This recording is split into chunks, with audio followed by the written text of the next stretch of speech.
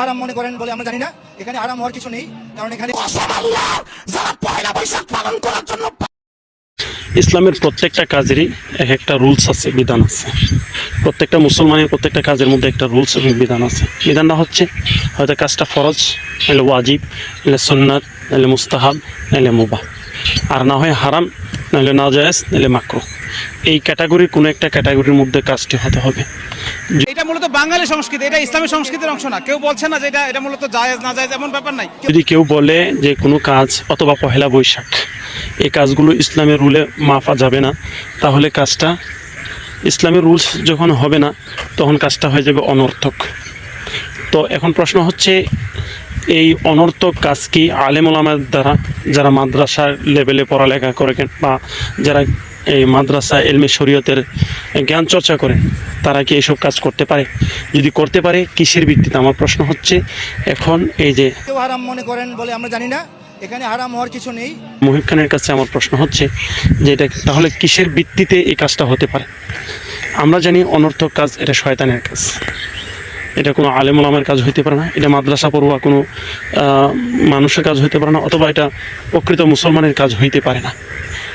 তাহলে আমার প্রশ্ন হচ্ছে যে কিসের ভিত্তিতে এই কাজটা করা যেতে পারে? পহেলা বৈশাখ নামে আমরা জানি এটা একটা বিজাতীয়দের একটা সংস্কৃতি। তারা এই শোভাযাত্রার মাধ্যমে এটাই প্রমাণ করতে চায় এই দেব দেবীগুলোই বছরের শুরুতে বৈশাখে দেশকে সুখ ও সমৃদ্ধি দিবে। শিরক, সম্পূর্ণ শিরকি মতবাদ। এই বিজাতীয়দের সংস্কৃতি নিজেরা পালন করতেছি কিসের ভিত্তিতে?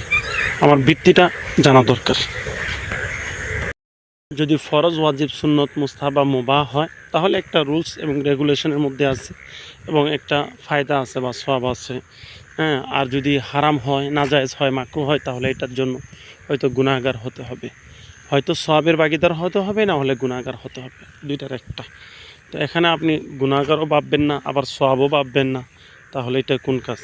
এটা তো শয়তানি ছাড়া আর কিছু না। তিরমিজি শরীফের মধ্যে আছে, মিন হুসনি ইসলামিল মারই তারকুহু মা লা ইয়ানিহি। মানুষের ইসলামের সৌন্দর্যের একটি অংশ হলো সে এমন বিষয় ত্যাগ করে যা তার জন্য প্রয়োজনীয় নয়।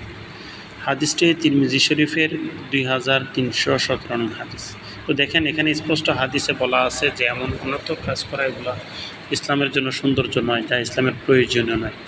তো আমরা দেখেন ওনাদেরকে কি বলবো, ওনারা মিলাদ কিয়ামের ব্যাপারে ওনারা জায়েজ নাজায়েজ বেদাত এই সেই হারাম শিরিক ফতোয়া দিয়ে একদম তুল কালাম করে ফেলে।